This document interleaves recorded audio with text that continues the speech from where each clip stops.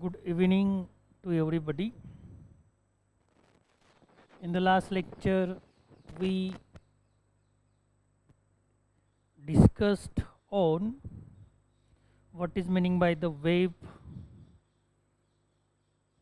and their different types of varieties like wave 1.0, wave 2.0, wave 3.0, and another name is given for these.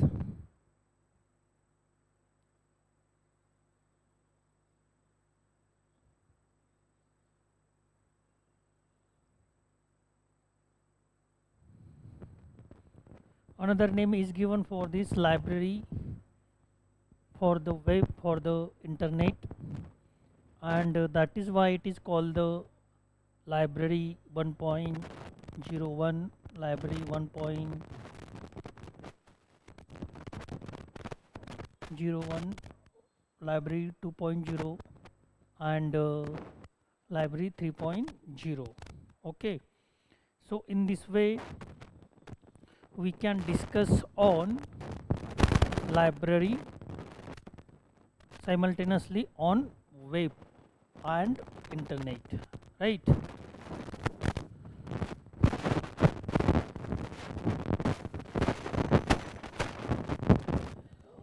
Okay.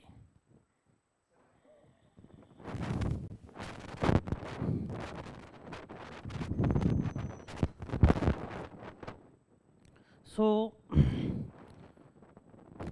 we are going to discuss on different types of wave variations like wave 1.0, wave 2.0, and wave 3.0. At the beginning stage or earlier stage of wave was considered as wave 1.0, and in this stage there was not more facility was available. With the help of this wave 1.0 we can only read the text, we can view the message only, but we don't have edit any kinds of text, and as well as social media platform we can't use in web 1.0, as well as multimedia we can't use in web 1.0. Multimedia means audio, video, visual, graphic design, etc. So all these varieties we can't use in wave 1.0. But if we are compare wave 2.0 with wave 1.0, then we are getting a lot of facilities in web 2.0. And which kind of the facility we are getting? So list is given here. Podcasting is there, blogging system is there, tagging system is there, curating with RSS or currenting RSS, social bookmarking system is there, then social networking is there, social media is there, web content voting is there. So in current we are using wave 2.0, and in futures we are going to use wave 3.0. The evolutions is going on in the field of web, and that is why certain stage we are watching like web 1.0, web 2.0, and web 3.0. So in this way we can discuss on three varieties, and all these three varieties are called or similarly used as library 1.0, library 2.0, and library 3.0. So if you use one of the best name for web, it is library. तर library हा best word आपण त्यासाठी वापरतो because it is related to our subject, and that is why widely we are using library for the web or internet. So in this way we are consider web as well as internet as a library. So you can choose one of the best name for your day-to-day use, and which kind of the facilities are provided in web 2.0. The list is given there, and how many facilities are there, we are watching that. The question will be asked in comparative way, which kind of facility was given in web 1.0, which kind of the facilities are available in web 2.0, and which kind of the facility will be available in the futures. So these kind of question you will be asked. तर अशा प्रकारचा प्रश्न तुम्हाला या ठिकाणी विचारला जाऊ शकतो, त्यामुळे तुलनात्मक पद्धतीने या व्हेरिएशनचा आपल्याला अभ्यास करायचा आहे. When we discussed on variation, different types of variation of wave, at that time we understand what kind of the facility was available in web 1.0, what kind of the facilities we are providing in web 2.0, and what kind of facility will be provided in the future. So in this way web 1.0 indicate the past or history of web, and web 2.0 indicate the present tense, current situation of web, and web 3.0 will be indicate the future trend, future situation, status of web.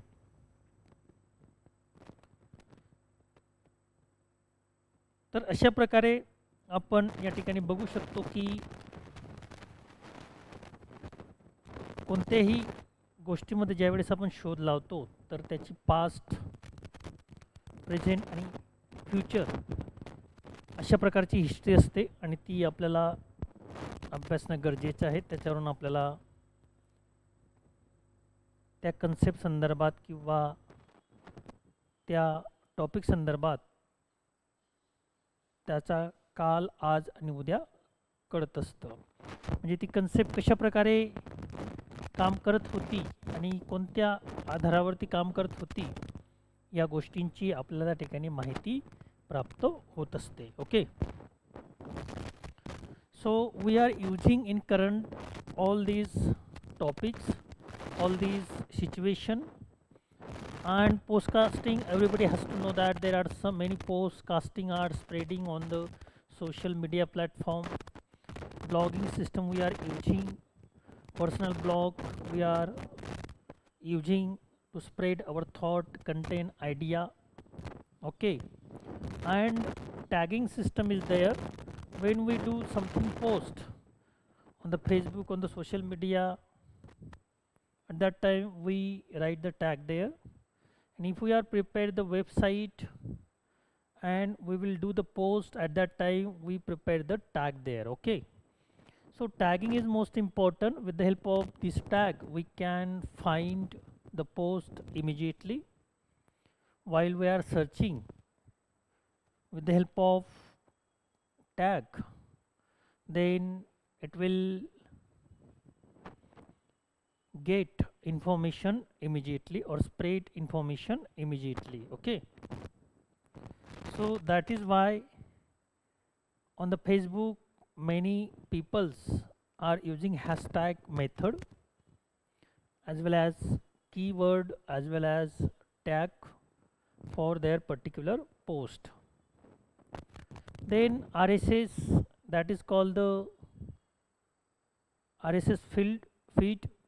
With the help of this current situation, current post, we will get with the help of this RSS feed. And social bookmarking is nothing but the which website you want to bookmark. You can save it under the bookmark, and you will understand in futures which kind of the website you have referred. Okay, and if it is needed in future, then you can also use by using the bookmark. Okay, तर बुकमार्कच्या माध्यमातून तुम्ही कोणत्या वेबसाईटला भेट दिलीत आणि फ्युचरमध्ये तुम्ही कोणत्या प्रकारची वेबसाईट त्या ठिकाणी वापरणार आहात या गोष्टी आपल्याला त्या ठिकाणी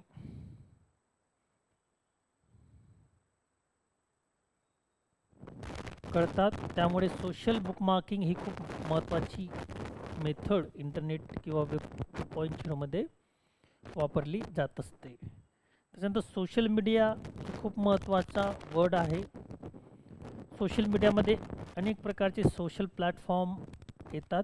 त्याच्यामध्ये फेसबुक आहे, इन्स्टा आहे, लिंकडइन आहे, त्याच्यानंतर बरेच आहेत. आपल्याला त्यांची नावही माहीत नसतील एवढे प्लॅटफॉर्म आता तयार झालेले आहेत, परंतु जे फेमस आहेत त्यांची नाव आपण या ठिकाणी सांगू शकतो, जसं की व्हॉट्सअप आहे.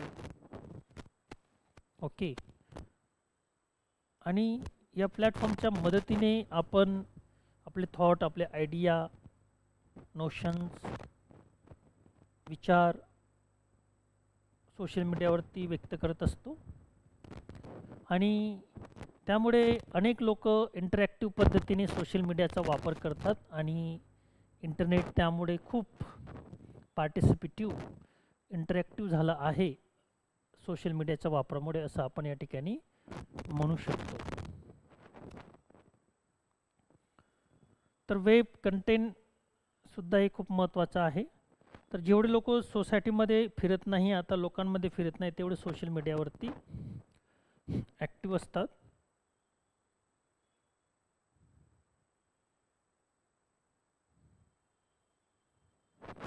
तर अशा पद्धतीने आपण या ठिकाणी बघू शकतो की किती प्रकारचे टॉपिक वेब 2.0 च्या अंतर्गत येत असतात. त्याच्यानंतर web 3.0 it's refer to the evolutions of web utilization and interaction which include alternating the web into database. Okay, तर 3.0 मध्ये कोणत्या गोष्टी आपल्याला अभ्यासाला मिळणार आहेत तर ते या ठिकाणी दिलेले आहेत, ते आपण बघू शकतो. ते कोणत्या आहेत? डेटाबेस विथ इंटिग्रेशन,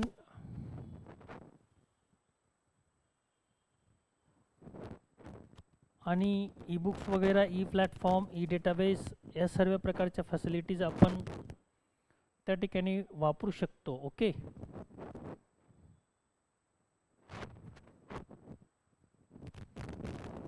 त्यामुळे हा जो आहे फ्युचर ट्रेंड आहे, याच्यामध्ये web into database, integration of DLT distributed ledger technology, blockchain example, या आधुनिक तंत्राचा वापर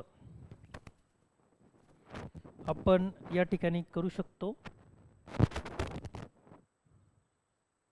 contract based on needs of individual, it enables the upgradations of backend of the web after a long time of focusing on front end. तर त्याच्यानंतर has been about Ajax tagging and other front-ended user experience innovations. तर backend आणि front end असे दोन्ही प्रकारचे system याच्यामध्ये आपण बघू शकतो. तर बॅकएंड प्रोसेस काय आहे आणि फ्रंट एंडेड प्रोसेस काय, ज्यावेळेस आपण वेबसाईट तयार करतो. तर वेबसाईटला ज्यावेळेस आपण व्हिजिट करतो नॉर्मल युजर म्हणून, तर त्यावेळेस आपल्याला वेबसाईटचं पेज दिसतं. त्यावर वेगवेगळ्या प्रकारची माहिती दिलेली असते, परंतु त्याचा एक बॅकएंड पार्ट पण असतो की ज्याच्यामध्ये आपण ती माहिती एडिट करू शकतो किंवा काही माहिती डिलीट करू शकतो, काही माहिती ॲड करू शकतो, काही मॉडिफिकेशन करू शकतो. तर त्याला बॅकएंड पार्ट म्हणतात. आणि तीच मग माहिती मॉडिफाय केल्यानंतर रिफ्लेक्ट होते, चेंज केल्यानंतर रिफ्लेक्शन त्याच्या त्या पेजवरती फ्रंट एंडला दिसतं. तर अशा प्रकारचे थर्ड, ज्याला आपण 3.0 म्हणतो, वेब 3.0, या सिस्टम आपल्याला त्यामध्ये करता येऊ शकतील आणि ते आता करायला सुरुवात झालेली आहे असं देखील आपण या ठिकाणी म्हणू शकतो.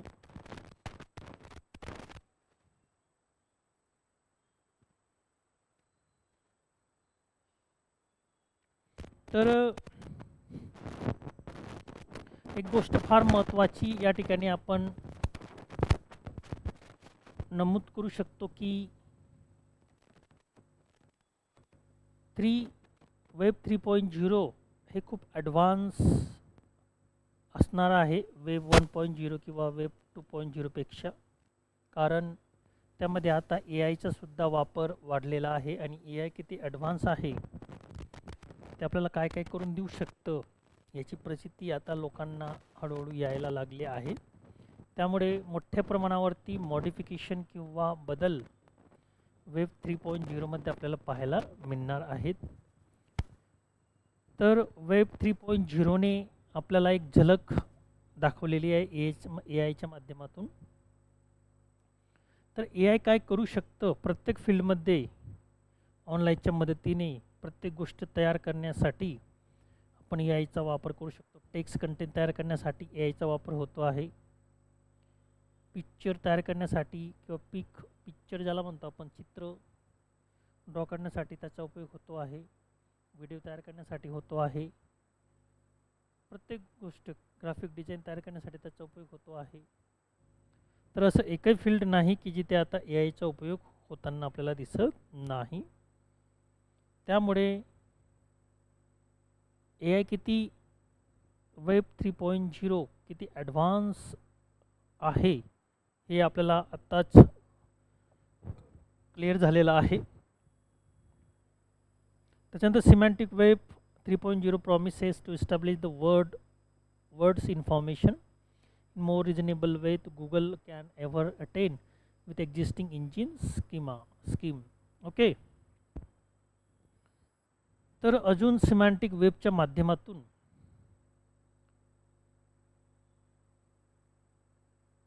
इन्फॉर्मेशन प्रत्येक घरापर्यंत पोहोचणार आहे, जेणेकरून आपण त्याचा उपयोग त्या ठिकाणी करू शकतो.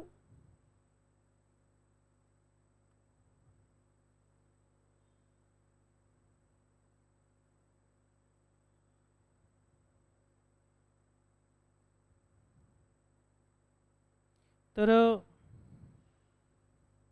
सिमॅन्टिक म्हणजे काय, एक मिनिंगफुल ज्याला आपण म्हणतो, वेब ज्याला म्हणतो, त्याचा उपयोग करून आपण वर्ड्स इन्फॉर्मेशन म्हणजे जगातील सर्व इन्फॉर्मेशन एका प्लॅटफॉर्मवरती आणू शकतो. आणि जगातील कुठलीही इन्फॉर्मेशन आपल्याला शोधायची असेल तर ती गुगलच्या माध्यमातून, सिमॅन्टिक वेबच्या माध्यमातून आपण ती फाइंड आउट करू शकतो. एवढी स्ट्रॉंग कॅपॅसिटी या वेबची असणार आहे.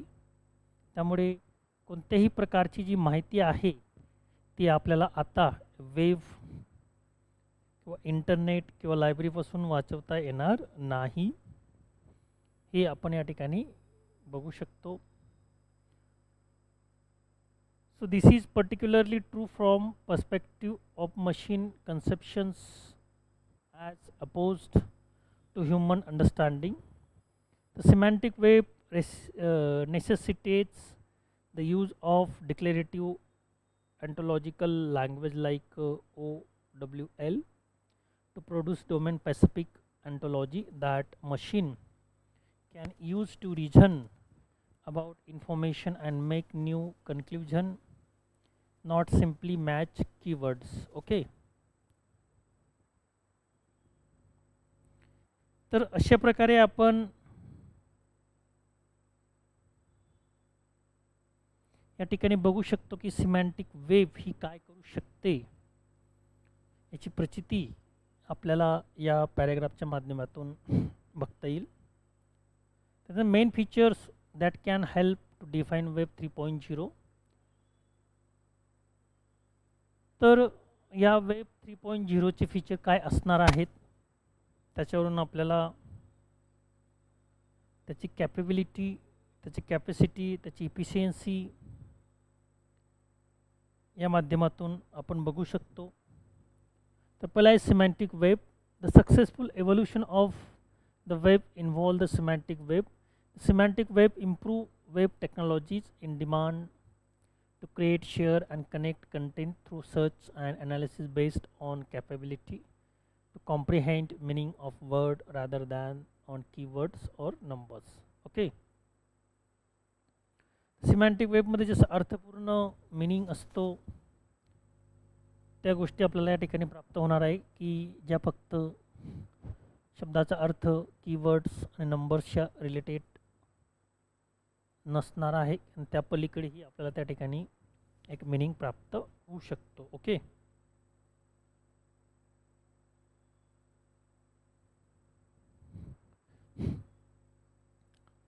आणि आत्ताच आपण ज्याच्यावर चर्चा केली AI ज्याला आपण म्हणतो आर्टिफिशियल इंटेलिजन्स, हा वेब 3.0चा खूप स्ट्रॉंग पार्ट आहे किंवा स्ट्रॉंग सक्सेस आहे असं आपण या ठिकाणी म्हणू शकतो. AIने जगामध्ये कशा प्रकारे धुमाकूळ घातलेला आहे हे आपणा सर्वांनाच माहीत आहे. असं एकही फील्ड नाही की ज्यामध्ये आता सध्या AIचा उपयोग आपण करत नाही. Agricultural, non agricultural, commercial, non commercial, industrial, non industrial, educational, non educational. Okay. each and every field we are using the artificial intelligence. Okay. And with the help of we are doing different types of activities within few seconds. Even in the field of forecast we are using artificial intelligence. Okay. So याच्यावरून आपल्याला कळतं की artificial intelligence किती strong आहे, किती त्याच्यामध्ये capacity आहे. भविष्य सांगण्यासाठी किंवा हवामानाचा अंदाज वर्तवण्यासाठी सुद्धा अलीकडे या AIचा आपण वापर करत आहोत. Combining this capability with natural language processing in web 3.0 computers can distinguish information like human to provide faster and more relevant result. तर जसं ज्याप्रमाणे नॅचरल लँग्वेजचा उपयोग आपण करत असतो ह्युमन बिईंग म्हणून, अगदी त्याचप्रमाणे आर्टिफिशियल इंटेलिजन्सचा देखील वापर आता ॲज नॅचरल इंटेलिजन्स म्हणून होऊ लागलेला आहे. त्यामुळे जी कामं आपण करण्यासाठी वेळ वाया घालत होतो ती कामं आता क्षणात डोळ्याची पापणी लवते न लवते तोच ते आपल्याला पाहायला मिळत आहेत. उदाहरणार्थ जर आपण बघितलं तर ChatGPTच्या माध्यमातून आपण जर टाईप केलं आणि विशिष्ट कन्सेप्टवरती किंवा संज्ञेवरती माहिती मागितली तर ChatGPT आपल्याला within few second will give the result. आपल्याला रिझल्ट प्राप्त होत असतो ChatGPTच्या माध्यमातून. They become more intelligence to fulfill the requirement of users. आणि मग अशा पद्धतीने आपण इमिजिएटली फॅसिलिटीज युजरला प्रोव्हाइड करू शकतो. आता जी माहिती प्राप्त करण्यासाठी आपल्याला काही वेळेस एक दिवस लागायचा, काही तास लागायचे, काही मिनटं लागायचे, ती माहिती प्राप्त करण्यासाठी आता काही फ्यू सेकंद आपल्याला त्या ठिकाणी लागत आहेत असं आपण या ठिकाणी म्हणू शकतो. त्याच्यानंतर 3D ग्राफिक्स.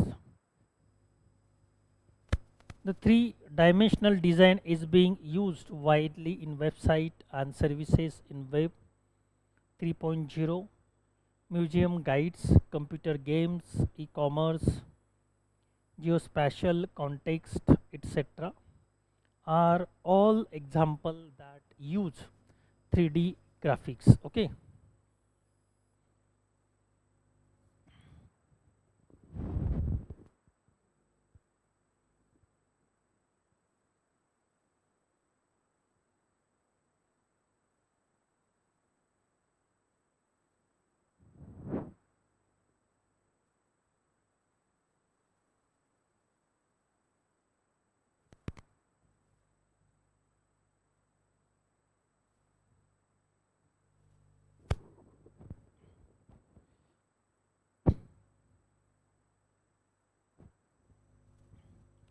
तर आर्टिफिशियल इंटेलिजन्सचा उपयोग करून आपण कशा प्रकारे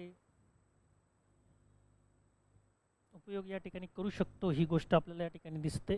कंबायनिंग this capability with natural language processing, then 3D graphics, the 3D dimensional design is being used widely in website and services in Web 3.0. Museum guides, computers, games, e-commerce, geospatial context, etc. are all examples that use 3D graphics. Okay.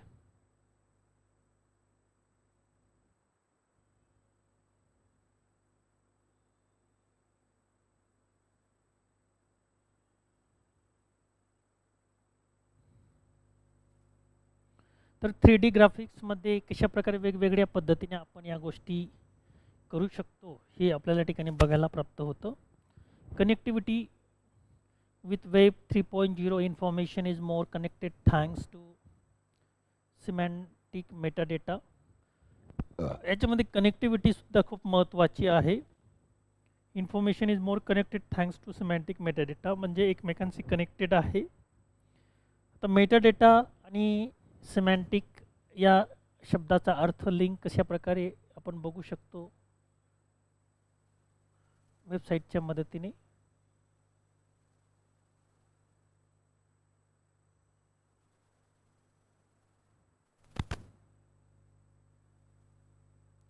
तर ही website आहे, web page आहे, आपण या ठिकाणी बघू शकतो. आणि ही जी माहिती आहे लेबलच्या माध्यमातून दिलेली, टॅबच्या माध्यमातून दिलेली, त्याला मेटाडेटा म्हणतात. आणि त्याच्यावर जाऊन आपण समजा रिसर्चमध्ये काय काय आहे, PED जर आपल्याला बघायचं असेल PEDवर आपण जाऊ शकतो. PEDच्या संदर्भात सर्व माहिती या ठिकाणी आपल्याला प्राप्त होत असते. ओके. आणि त्यावरून आपल्याला बघू शकतो की इन्फॉर्मेशन कशा प्रकारे आपण मेटाडेटाच्या माध्यमातून फाइंड आउट करू शकतो. म्हणजे सिमॅन्टिक आणि मेटाडेटा आपल्याला लिंक लागत जाते. जसं जसं आपण त्या मेटाडेटाच्या माध्यमातून वेगवेगळ्या प्रकारचे माहिती शोधत जातो तर ती लिंक आपल्याला लागत जाते. जसं की आपण PhD ट्रॅकिंग सिस्टमवर क्लिक केलं, त्याच्यानंतर लॉग इन करायचं असेल तर इथं BOD, SPV होम आणि सर्व लिंक या ठिकाणी दिलेल्या आहेत. तर याला सिमॅन्टिक म्हणतात. लिंक लागत जाते अर्थपूर्ण. म्हणजे एका लिंकवरून आपण दुसऱ्या लिंकवर ज्यावेळेस जम्प करतो तर त्यामध्ये कनेक्टिव्हिटी असते, मिनिंगनेस असतो, सिमॅन्टिकपणा असतो. उगाच आपण एक लिंकवर क्लिक केल्यानं आपण दुसऱ्या लिंकवर जातो अशातला प्रकार होत नाही. तर ही कनेक्टिव्हिटी वेब 3.0 मध्ये खूप महत्त्वाची आहे. आणि मेटाडेटा, कनेक्टिव्हिटी आणि सिमॅन्टिक या 3 शब्दांमुळे वेब 3.0 ला खूप अनन्यसाधारण महत्त्व प्राप्त झालेलं आहे. ओके. अजून आपल्याला यामध्ये त्या सब लिंकवर जायचं असेल, मेटाडेटा हा असतो म्हणजे जो इन्फॉर्मेशनविषयी इन्फॉर्मेशन देतो, हा कॉन्टॅक्टविषयी माहिती देतो. म्हणजे इथे जर आपण क्लिक केलं तर आपण डायरेक्ट कॉन्टॅक्ट या शब्दावरती जातो. किंवा दुसरं घेतलं आपण समजा SPV होमवरती जातो. आणि जर ॲडमिनिस्ट्रेटिव्हमध्ये जर आपण बघितलं तर आपल्याला कोणती माहिती शोधायची आहे, नागरी सनद, तर इथे क्लिक केलं तर आपण त्याच्यावरती जातो. आणि या ठिकाणी क्लिक केलं तर आपल्याला नागरी सनद प्राप्त होत असते. म्हणजे जी माहिती आपल्याला शोधायची आहे त्या माहितीवरती आपण बरोबर जात असतो. जसं की आपण एखाद्या सिटीमध्ये नवीन असतो, आपल्याला रस्ते फारसे माहीत नसतात आणि त्यामुळे मग आपण कनेक्टिव्हिटी शोधत असतो, कोणता रस्ता कुठून जातो आणि आपण आपल्या इच्छित स्थळापर्यंत कशा प्रकारे जाऊ शकतो. तर त्यासाठी आपण एकमेकांना विचारतो आणि विचारून जाण्याच्या त्या ठिकाणी प्रयत्न करतो. जर आपल्याला कनेक्टिव्हिटी चांगली भेटली तर आपण आपल्याला न कष्ट होता, न त्रास होता आपण इच्छित स्थळापर्यंत पोहोचतो. जर कनेक्टिव्हिटी मेटाडेटा व्यवस्थित आपल्याला भेटला नाही, म्हणजे त्या जागेविषयी माहिती सांगणारे जर आपल्याला व्यवस्थित भेटले नाही किंवा चुकीचा ॲड्रेस आपल्याला सांगितला तर आपण मात्र भटकतो. ओके, त्याला मग डिस्कनेक्टिव्हिटी असं म्हणतात. तर कनेक्टिव्हिटी म्हणजे काय, आपल्याला ज्या ठिकाणी जायचं आहे त्या संदर्भात लवकर माहिती प्राप्त होणे, ती त्या ठिकाणी जाणे, याला कनेक्टिव्हिटी म्हणतात. आणि जर रस्ते एकमेकांना कनेक्ट होत असतील तर आपण लगेच त्या ठिकाणी जात असतो. अगदी त्याचप्रमाणे इन्फॉर्मेशनचं पण तसंच आहे. इन्फॉर्मेशन ही विशिष्ट प्लेस किंवा स्पेसमध्ये असते किंवा स्टोरेजमध्ये असते. त्यापर्यंत जाण्यासाठी आपल्याला मेन मेनू, सब मेनू, सब लिंक अशा पद्धतीने जावं लागतं. होमपेजवर डायरेक्ट आपण पहिल्याच लिंकवर क्लिक केलं आणि आपण डायरेक्ट त्याच प्लेस किंवा स्टोरेज किंवा टॉपिकवर जातो किंवा इन्फॉर्मेशनवर जातो, अशातला भाग नाही किंवा असं होत नाही.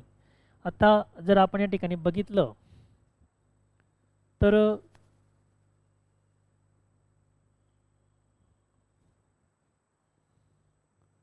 सनदवर जाण्यासाठी आपल्याला किती ठिकाणी जावं लागलं, हे पहिलं होमपेज, याच्यावर गेलो, ॲडमिनिस्ट्रेटर, दुसरं लिंक किंवा मेटाडेटावरती गेलो, तिसरी लिंक, त्याच्यानंतर ही चौथी लिंक. तर 4 ठिकाणी आपल्याला क्लिक करावं लागलं.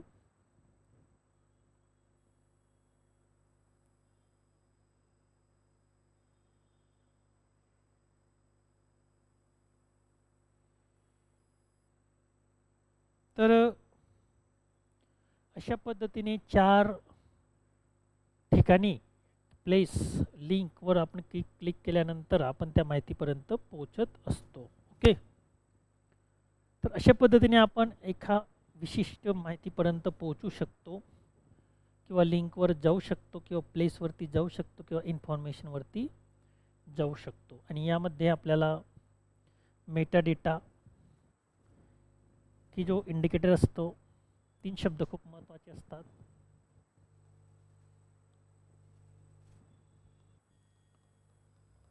मेटाडेटा, ओके, त्याच्यानंतर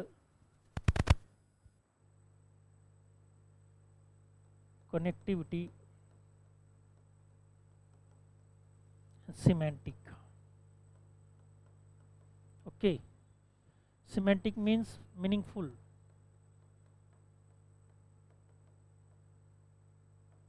ओके, कनेक्टिव्हिटी म्हणजे काय, जोडणे. पॉइंटेड पण म्हणू शकतो आपण, दर्शवणे, जोडणे किंवा जॉईन हे शब्द त्यासाठी वापरू शकतो. आणि मेटाडेटा मीन्स इंडिकेटर किंवा data about data.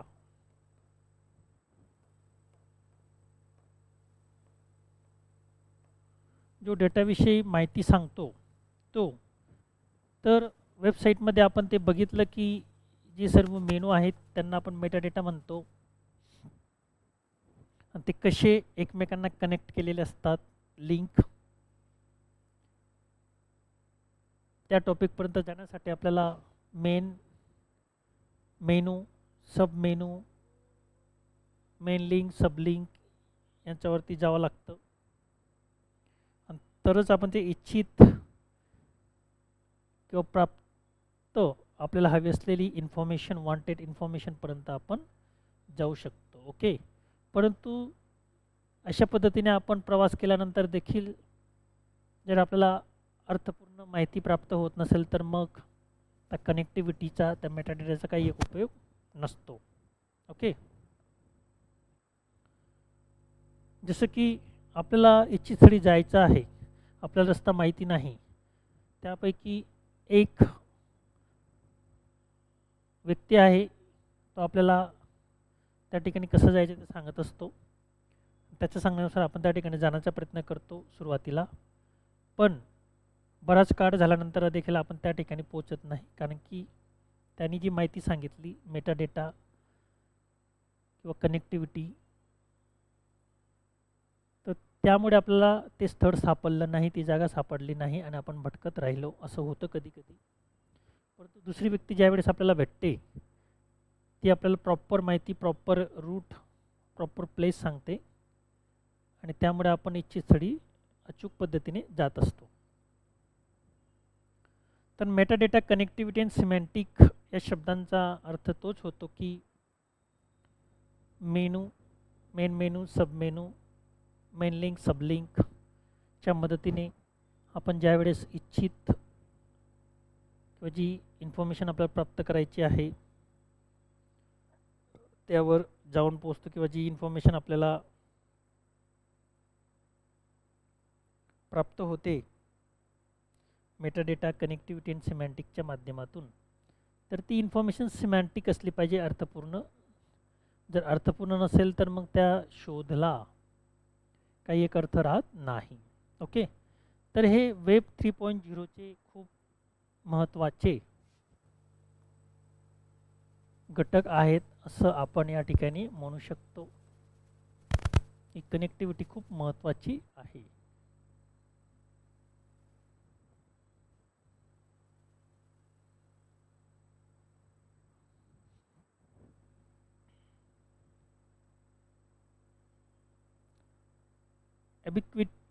Ubiquity content is accessible by multiple application. Every device is connected to the web and the service can be used everywhere. Ubiquity means याच्यामध्ये अजून काय फायदा होतो आपल्याला?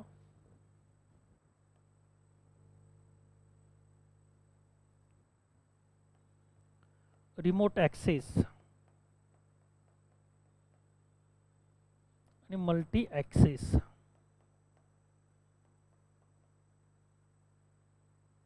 Okay. Anyway, any time, anyway, any time,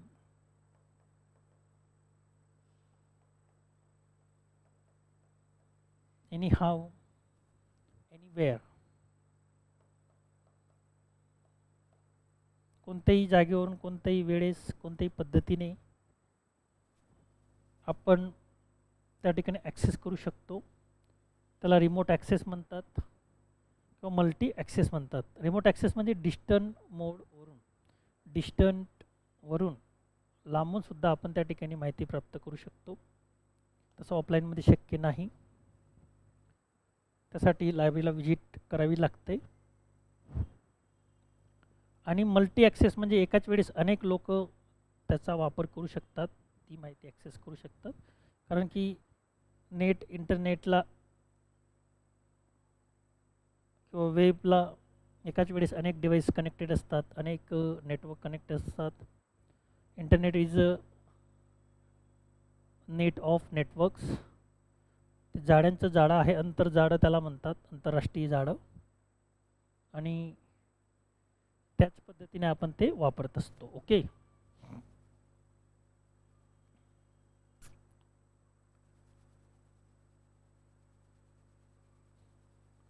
तर अशा पद्धतीने ॲबिक्विटी हा शब्द त्यासाठी वापरलेला आहे. रिमोट ॲक्सेस किंवा रिमोट मल्टी ॲक्सेस ही फॅसिलिटी वेब 3.0च्या माध्यमातून आपल्याला या ठिकाणी प्राप्त होत असते.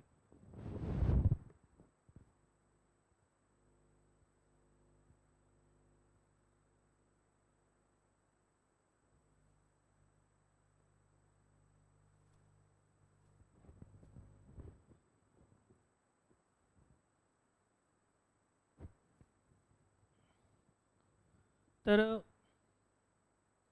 ॲबिक्विटी ही आपल्याला या ठिकाणी बघायला मिळतं. DLT and smart contracts With the help of DLT, we can have virtually impossible to hack database from which one can have value to their content and things they can own virtually. This is technology that enables trustless society through the integrations of smart contracts which does not need to have a middleman to be guarantor. To make that contract occur on certain accouts, it's based on data from that DLT. Okay.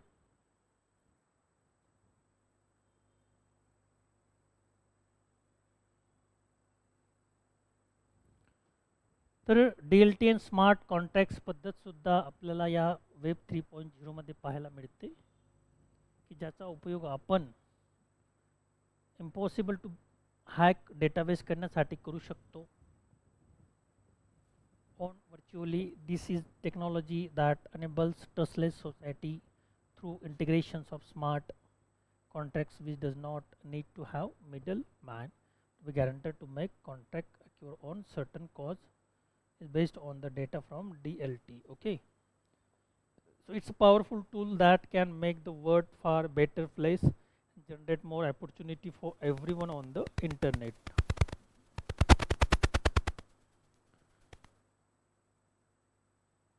तर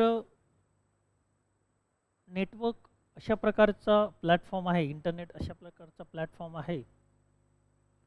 देर is no person, there is no administrator as a person, as a institute, as a country. It is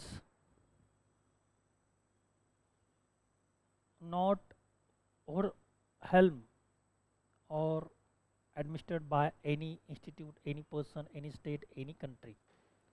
internet हे अशा प्रकारचं administration आहे की त्याच्यावर कोणत्याही प्रकारच्या व्यक्ती, संस्था, राज्य, देशाचं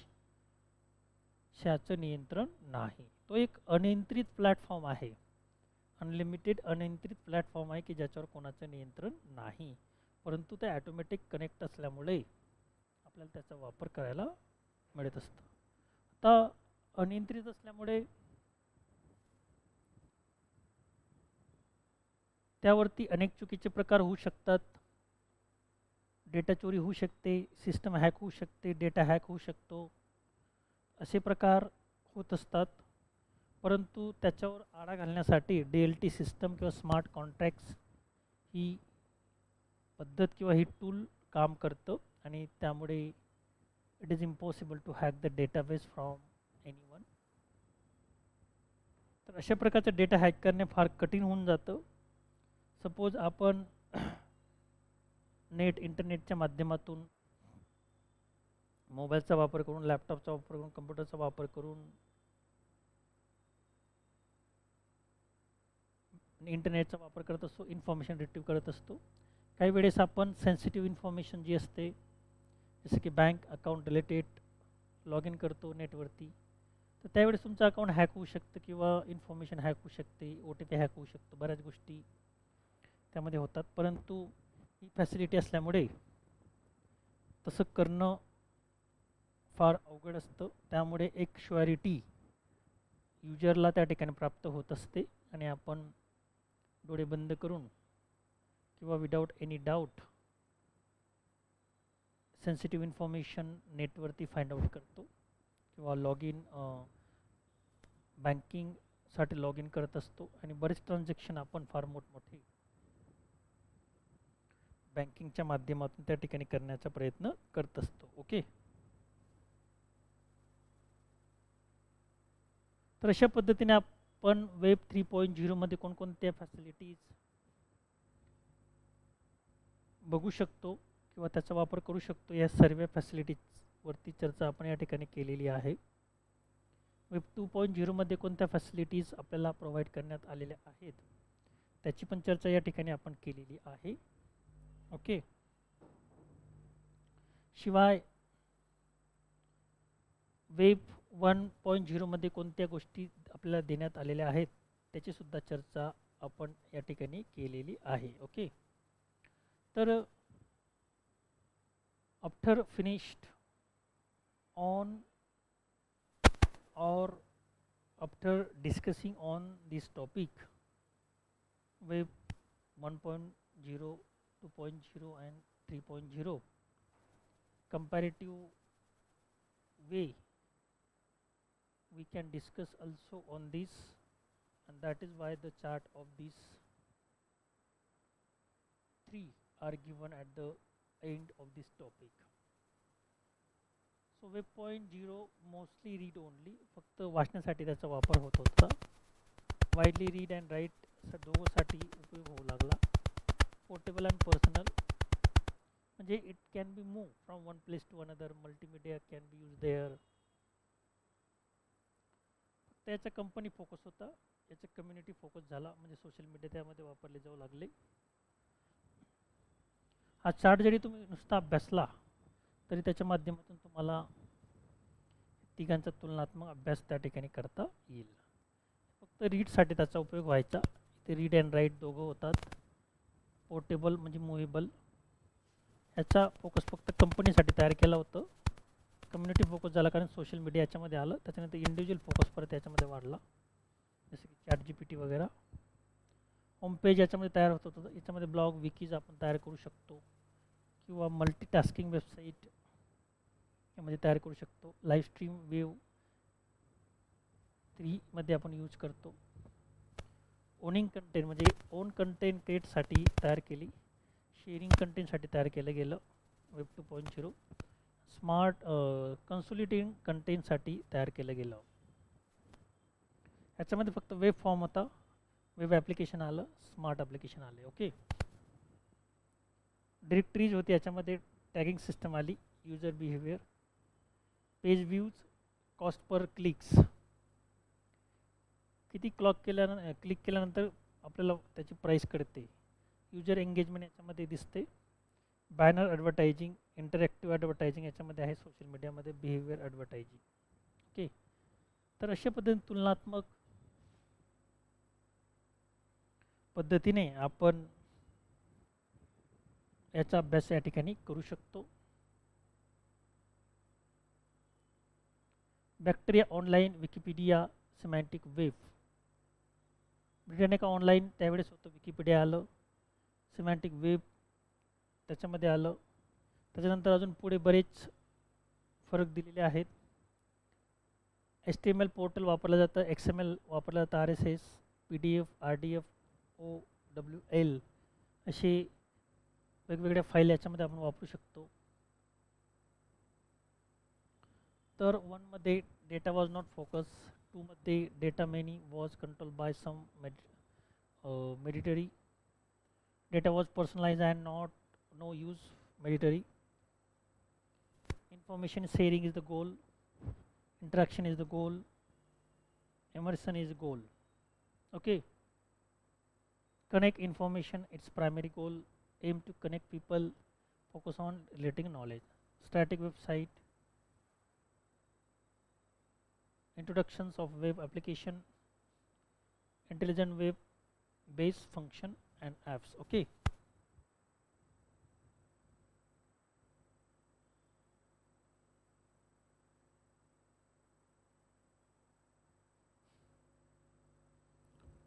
तर अशा पद्धतीने आपण बघू शकतो की वेगवेगळ्या ठिकाणी वेगवेगळ्या पद्धतीने आपण त्याचा वापर करत असतो. सिंपल, मोर पॅसिव्ह,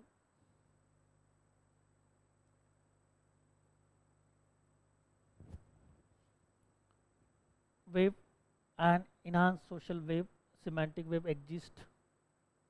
अजून 16-17 मध्ये असे बरेच प्रकार या ठिकाणी दिलेले आहेत. त्याच्यामध्ये web file server, HTML portal वापरले जायचे. याच्यामध्ये अजाक्स, CSS, HTML5 या टेक्नॉलॉजी वापरले जातात, हे लँग्वेज वापरले जात असतात. त्याच्यानंतर वेब 3.0 मध्ये chain technology, artificial intelligence, decentralize protocol हे वापरले जातात. असोसिएट टेक्नॉलॉजी याच्यामध्ये कोणती होती ते दिलेले आहे लिस्ट याच्यामध्ये. Web file server, search engine, AltaVista, Yahoo, email, peer to peer sharing. Okay, हे सर्व प्लॅटफॉर्म या ठिकाणी वापरले जायचे. आणि त्याच्यानंतर असोसिएट टेक्नॉलॉजी कोणती होती याच्यामध्ये 2 मध्ये?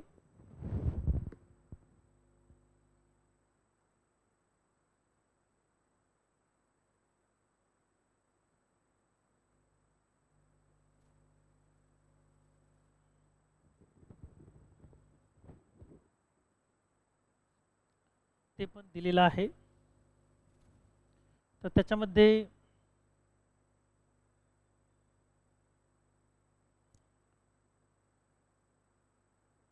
फ्रेमवर्क फॉर अजाक्स होतं, जावा स्क्रिप्ट होतं, मायक्रोसॉफ्ट नेट होतं, ब्लॉग होतं, विकीस अँड अदर होतं.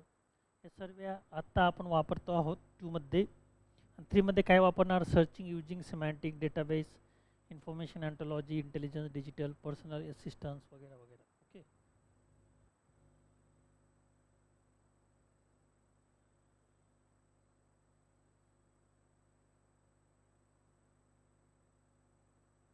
तर अशा पद्धतीने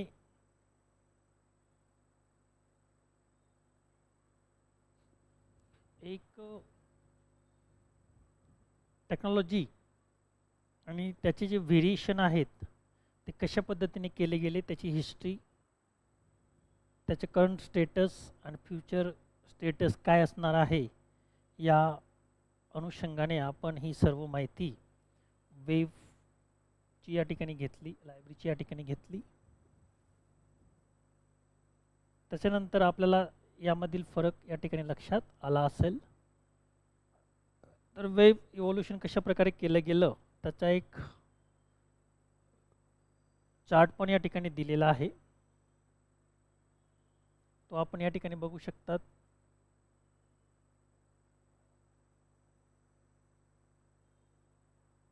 याच्यातून आपल्याला वेब इव्हॅल्युएशन कळतं. पी सी इरा केव्हा होता? 1980 ते 1990.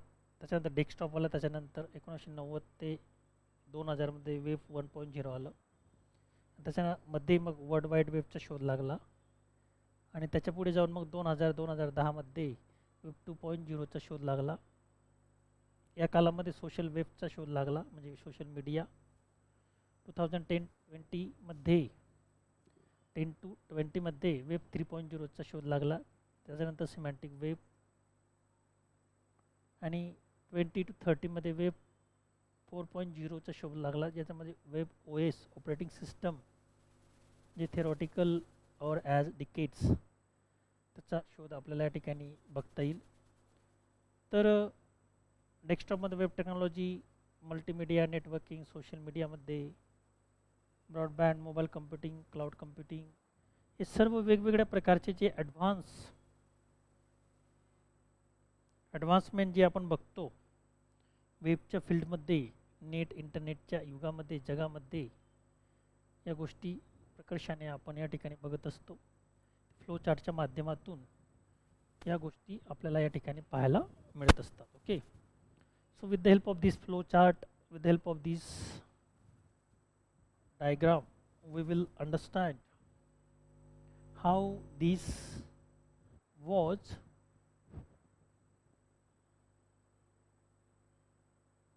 the journey of wave, how it was. The first era, the first stage was web 1.0. Second stage is going on in current, that is called web 2.0, and third will be web 3.0. So you can draw this diagram, and with the help of this you will understand the journey of web 1.0 to 3.0. Then detailed information is given about also that of this flow chart of this diagram. Wave 1, which is invented in 1990 2005, या कालावधीमध्ये हे version शोधलं गेलं. First version of internet, also known as web 1.0, was designed specifically for corporation rather than individual. Just few folk understand how to gain proficiency. याच्यामध्ये proficiency कशी प्राप्त करायची त्याच्यावरती फोकस करण्यात आला. Most significant firm engage computers professional to manage the internet execute it is use benefit their staff. याचा फक्त एखाद्या संस्थेला फायदा होईल, त्या संस्थेमध्ये जे काम करणारा स्टाफ आहे त्यांना त्याचा फायदा होईल, त्या उद्देशाने हे तयार करण्यात आलं. It's worth nothing that the users were charged based on numbers of pages they visited. Some of the example Web 1 are MySpace, Google, Live Journal and Yahoo. तर वेब 1चे काही एक्झाम्पल या ठिकाणी देण्यात आलेले आहेत. त्यामध्ये मायस्पेस आहे, गुगल आहे, लाईव्ह जर्नल आहे आणि याहू हे सुरुवातीला वापरले गेले आणि त्याचा उपयोग करून आपण बऱ्याच गोष्टी केल्या सुरुवातीला. ओके, याहू अगोदर वापरलं जात होतं, परंतु आता ते काही जास्त वापरलं जात नाही.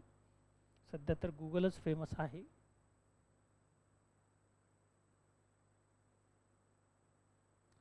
In nutshell web 1.0 was content delivery network. त्याच्यामध्ये CDN हे नेटवर्क होतं.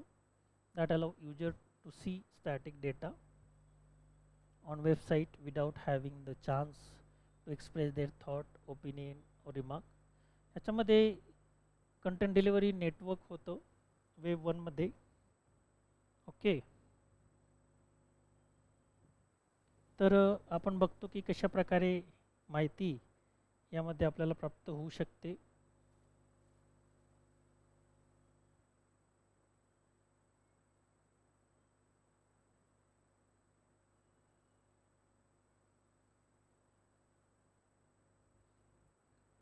त्याच्यानंतर it also having the chance to express their thought.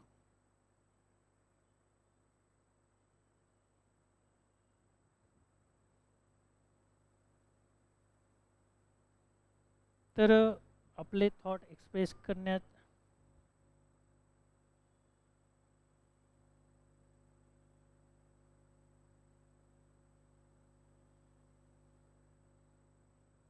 आपले थॉट एक्सप्रेस करणे,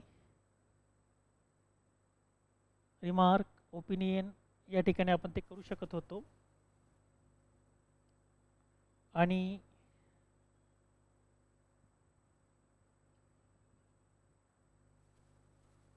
it is also assured the .com boom is which ran 1995 to thousands. So in this way, with the help of this web 1.0, we can express our opinion, our thoughts.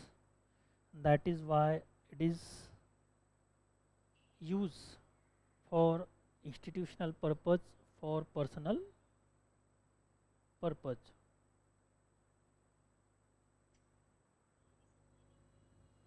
So in this way we are watching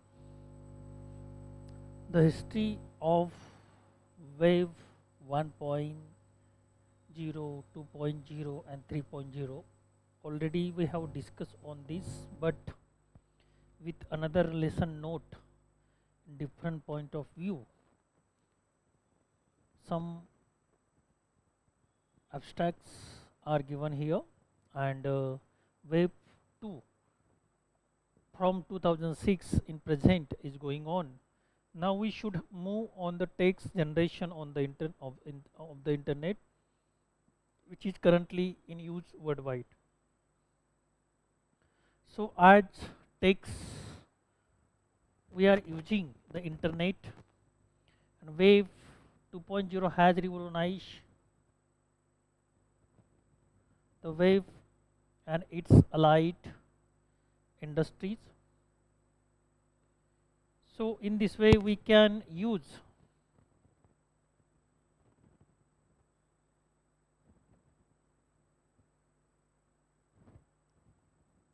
this platform also, and which kind of the facility we are getting in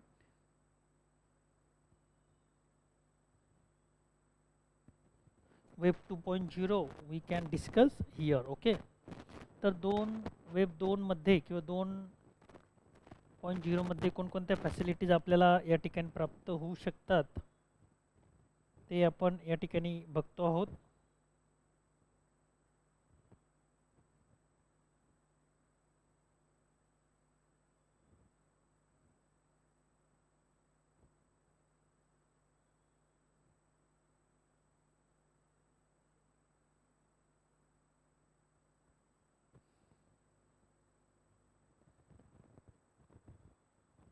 and web 2.0 has revolutionized the web and its allied industries. Allied industry मध्ये आपण त्याचा उपयोग करत आहोत आणि कशा प्रकारे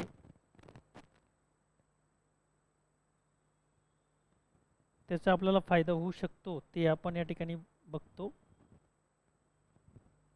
त्यानंतर hundreds of new apps are introduced to the phone app store every day. Also phone have a built-in camera that produce image that most genuine cameras on wave 1 could not even imagine few years ago.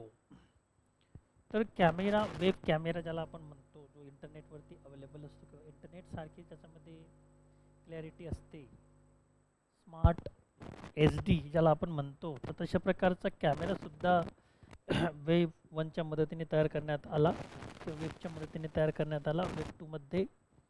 आणि या सर्व facility जे apps बघतो आपण मोबाईलमध्ये, जे software बघतो ते वेब टूमध्ये आपण अनुभवतो आहे. शिवाय ए आयचा पण वापर याच्यामध्ये आपण करत आहोत. The best feature of web two is that allow users create content and distribute it on global networks.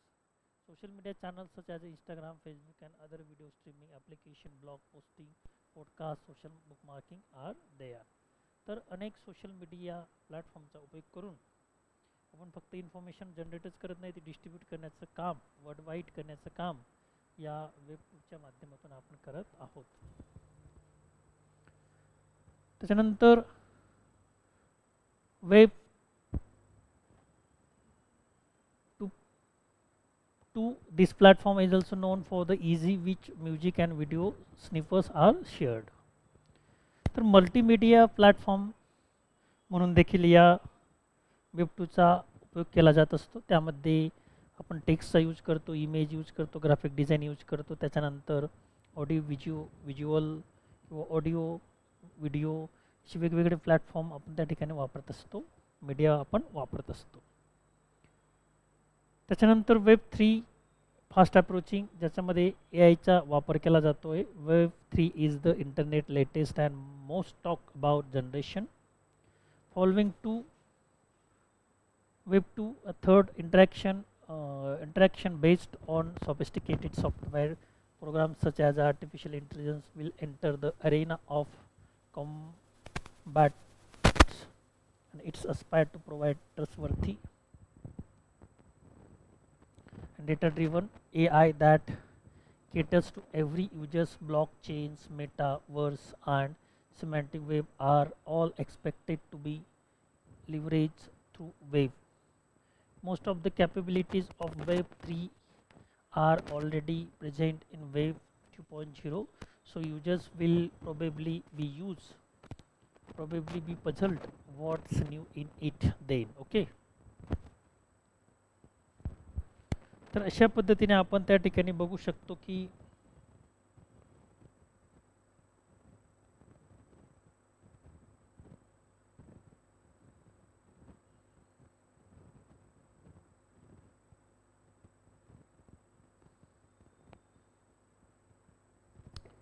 वेगवेगळ्या फॅसिलिटीज आपल्याला वेब 3च्या माध्यमातून प्राप्त होत आहेत आणि त्याचा उपयोग करून आपण इंटरनेट एक इंटरॅक्टिव्ह प्लॅटफॉर्म, पार्टिसिपेटिव्ह प्लॅटफॉर्म बनवण्यासाठी केला जातो आहे.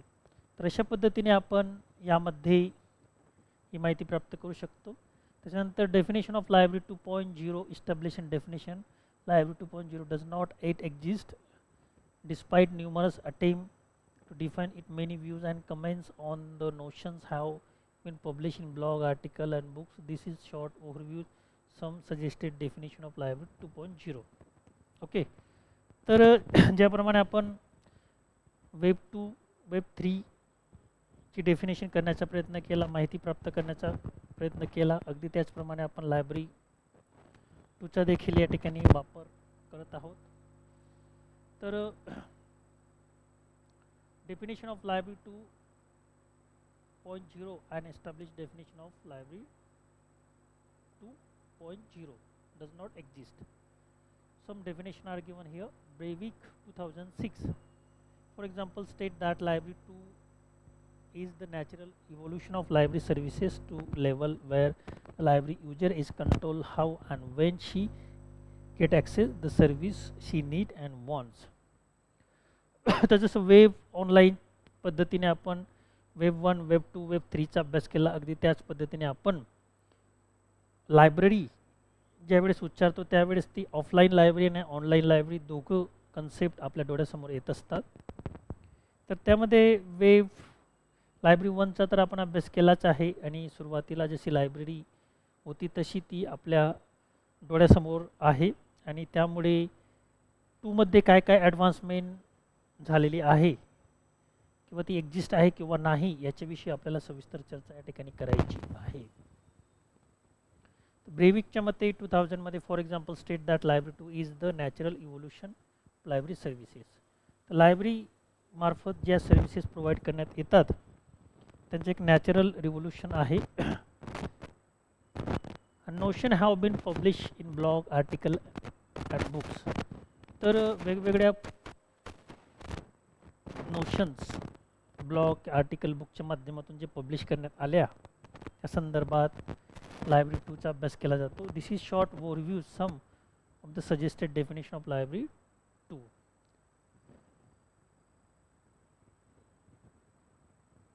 The library services to level where the library user is in control of how and when she get access. तर लायब्ररी युजर्स हे कंट्रोलमध्ये असतात किंवा कसा त्याचा उपयोग करू शकतात. शिवाय सर्व्हिसची नीड अँड वॉन्ट त्यांच्या गरजेनुसार याला लायब्ररी 2 असं म्हटलं जात असतं. Feature 2006 provide following formula library 2 books and number of stuff plus people plus radical trust multiply participations. या फॉर्म्युलाच्या मदतीने आपण लायब्ररी 2 ची डेफिनेशन करू शकतो असं या ठिकाणी स्पष्ट करण्यात आलेलं आहे. फीचरच्या मते ही डेफिनेशनसुद्धा तुम्ही लक्षात ठेवू शकतात किंवा फॉर्म्युला लक्षात ठेवू शकतात किंवा अशा प्रकारचा फॉर्म्युला तुम्हाला एक्झाममध्ये विचारला जाऊ शकतो. Crawford 2006 gather statement on library 2.0 from blog post and comments and found a total of 7 definition and 62 views. Some bloggers saw library 2.0 as an evolution, others saw it as a revolution. Crawford summarized his work by differentiating library 2 and library 2, where the library 2 included both new and older software tools that are used for providing improved and new library services. तर library 2 मध्ये old and new सॉफ्टवेअरचा समावेश होतो की ज्याच्यामध्ये service इम्प्रूव्हमेंटसाठी किंवा effective service provide करण्यासाठी त्याचा आपण वापर करत असतो. तर अशी अनेक डेफिनेशन तज्ज्ञांकडून देण्यात आलेले आहेत. त्याचे टूल्स अँड टेक्निक या ठिकाणी दिलेले आहे. Conceptually speaking library 2 is independence of technology given the fact that every library activity designed or built with the active participation and feedback of its user community qualifies to the concept of library 2.0. However, web 2.0 technology can help libraries to create collaborative and participative environment that is necessary to deliver user-centric library service and to create new resources, build upon existing ones using collecting intelligence of users. तर असे अनेक जे tools and technique आहेत ते या ठिकाणी दिलेले आहेत. जसं मेसेजिंग इन्स्टंट मेसेजिंग, ओके. त्याच्यानंतर कंटेंट डिलिव्हरीमध्ये काय काय असतं, इन्स्टंट मेसेजिंग म्हणजे काय काय असतं ते 2 प्रकार या ठिकाणी दिलेले आहेत EBच्या स्वरूपात. त्याच्यामध्ये सिंक्रोनस कम्युनिकेशनमध्ये येतं instant messaging. Instant messaging is form of real time virtual instant communication between 2 or more people using textual format. Libraries are already deploying instant messaging for providing real-time reference service. जसं instant messaging online प्लॅटफॉर्मवरती provide केला जातो तशी लायब्ररीमध्ये एक service provide केली जाते, त्याला रिअल टाईम रेफरन्स सर्व्हिस असं म्हणतात. Where patrons can synchronously communicate with the librarian much as the would in face-to-face reference context. Okay, face-to-face communication करून आपली क्वेरी फुलफिल करण्याचं काम यूजर या ठिकाणी करू शकतो, किंवा आस्क लायब्ररीच्या माध्यमातून सुद्धा रिअल टाइम रेफरन्स सर्व्हिस आपण त्या ठिकाणी प्रोव्हाइड करू शकतो. Software use in library for live reference service. अनेक सॉफ्टवेअर त्यासाठी वापरले जातात की जे लाईव्ह रेफरन्स सर्व्हिस आपल्याला ऑनलाईन प्रोव्हाइड करत असतात. Are usually much more robust than simplistic instant message application. In content delivery याच्यामध्ये RSS फीडचा वापर केला जातो. करंट इन्फॉर्मेशन प्राप्त करण्यासाठी HTML फीड्सचा उपयोग आपण करत असतो. ओके, स्ट्रीमिंग मीडियाचा उपयोग करत असतो. ओके, त्याच्यानंतर पॉडकास्टिंगचा उपयोग करत असतो. पॉडकास्टिंग म्हणजे व्हिडिओ त्याच्यामध्ये असतं, जसं की VOD यानी podcasting stand for video on demand. It is identical to podcasting, while podcasting is used for delivering audio files. Podcasting is used for delivering video content. Video content डिलिव्हरसाठी आपल्याला याचा उपयोग होतो पॉडकास्टिंगचा. ही सुद्धा सर्व्हिस आपण लायब्ररी 2 मध्ये वापरतो. तर SMS इन्क्वायरी सर्व्हिस, SMS च्या माध्यमातून जसं आस्क लायब्ररीन असतं त्याचप्रमाणे SMS सर्व्हिस असते. तर SMS कडून आपण वेगवेगळ्या प्रकारची माहिती लायब्ररीमध्ये प्राप्त करू शकतो, कोणते बुक्स अवेलेबल आहेत कोणते नाहीत.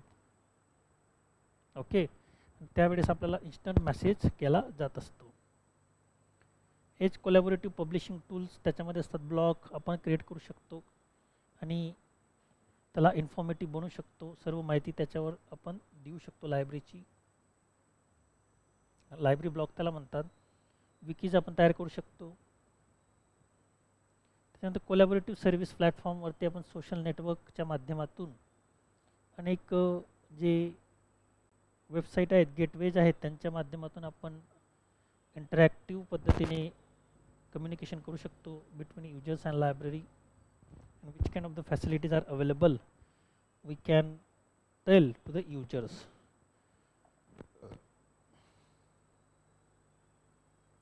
काही वेब बेस सोशल नेटवर्क आहेत, जसं की व्हॉइस चॅट आहे, फाईल आहे, व्हिडिओ मेसेजिंग चॅट आहे, ईमेल आहे, ब्लॉगिंग, डिस्कशन ग्रुप वगैरे, MySpace, Facebook, delicious, flaps, flickers यांच्या माध्यमातून आपण सोशल मीडियावरती ॲक्टिव्ह राहून लायब्ररीची अपडेट माहिती किंवा सर्व्हिस यूजरला प्रोव्हाइड करू शकतो.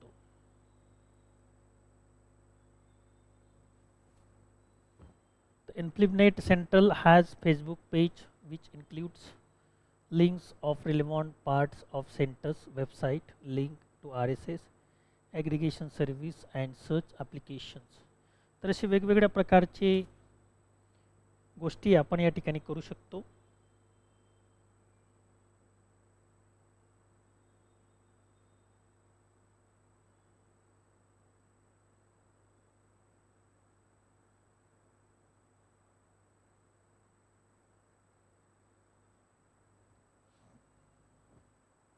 Tagging. A tag is a keyword or term or subject heading assigned to pick information.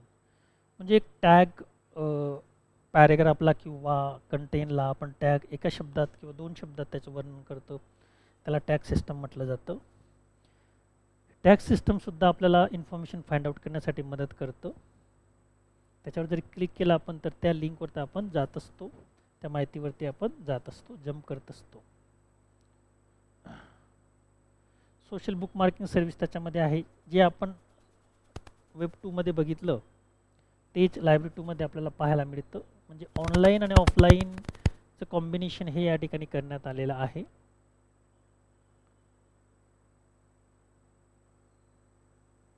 Ask library सुद्धा ही सर्व्हिस आपण या माध्यमातून देऊ शकतो आणि लायब्ररी आणि यूजर कनेक्शनसाठी या सर्व्हिसचा आपण या ठिकाणी उपयोग करू शकतो. So what is the function Ask Librarian? Ask Librarian is a collaborative virtual reference service offered in English and French, that contains student, faculty members and researchers from participating university libraries across Ontario with real-time library and research assistant through chat. चॅटच्या through educational research संबंधी जी माहिती आहे ती आपण या माध्यमातून provide करू शकतो किंवा सर्व्हिस देऊ शकतो. I need help using my source, तर वेगवेगळे सोर्स आपण त्यासाठी वापरू शकतो. तर अशा पद्धतीने आपण जर या ठिकाणी बघितलं तर आपण वेब 1.0, वेब 2.0, वेब 3.0 चा अभ्यास केला आणि त्याच पद्धतीने लायब्ररी 1, लायब्ररी 2, लायब्ररी 3 चा आपण अभ्यास केला. परंतु आपण जर बघितलं ऑफलाईन पद्धतीने तर लायब्ररी 1 तर आपण वापरतच आहोत, परंतु लायब्ररी 2 अस्तित्वात नाही असं काही लोकांचं म्हणणं आहे. परंतु वेब 2 च्या अनुषंगाने, वेब 3 च्या अनुषंगाने आपण लायब्ररी 2 आणि लायब्ररी 3 कॅन बी एक्झिस्ट होऊ शकतात अशा पद्धतीने त्यांचा अभ्यास करण्याचा या ठिकाणी प्रयत्न केला. आणि त्याही पलीकडे जाऊन आपल्याला असं सांगितलं की लायब्ररी आणि web both are similar word, they are not different from to each others. So library consider as a web. So when we study library 1, 2, 3, at that time simultaneously we are doing study of web 1, 2, 3. So both are equal concept for our library professionals, and it is need to be tell to other people, those who are not related to our professional, that library and web are not different concept but they are equal concept. So that is why it should be understandable, and in this way we have been discussed over all the topics on the web 1.0, 2.0 and web 3.0. And at the same way we also discuss on with definition library 1, library 2 and library 3. So today we will stop here, remaining part we will take tomorrow. Thank you.